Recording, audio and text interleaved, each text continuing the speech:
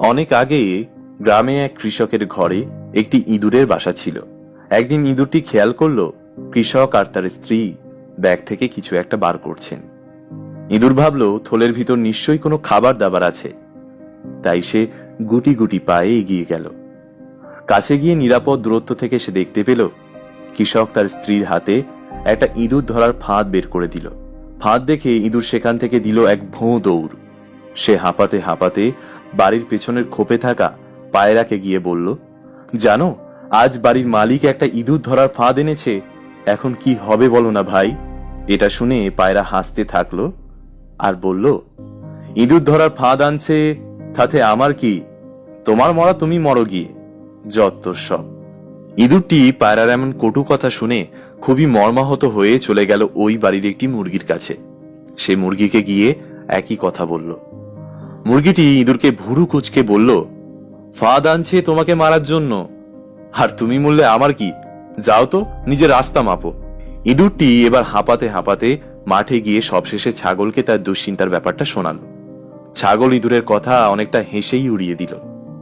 কেউ তার কথার কোনো গুরুত্ব দিল না এবং তাকে সাহায্য করা তো দূরে থাক, সামান্য পরামর্শ পর্যন্ত দিল না।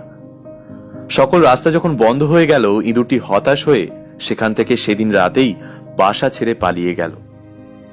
সেই রাতে ইঁদুরের ফাঁদে একটি বিষাক্ত সাপ আটকে গিয়েছিল। অন্ধকারে চাষির স্ত্রী সাপের লেজকে ইঁদুর ভেবে বের করতে গেলে সাথে সাথে সাপটি তাকে ছোবল মারে। দ্রুত কৃষক এক কবিরাজ আনেন, আর সেই কবিরাজ কৃষকের স্ত্রীকে পায়রার মাংস খাওয়ার পরামর্শ দিলেন। কৃষক সাথে সাথে দেরি না করে বাড়ির পায়রাটিকেই রান্না করে তার স্ত্রীকে খেতে দিলেন।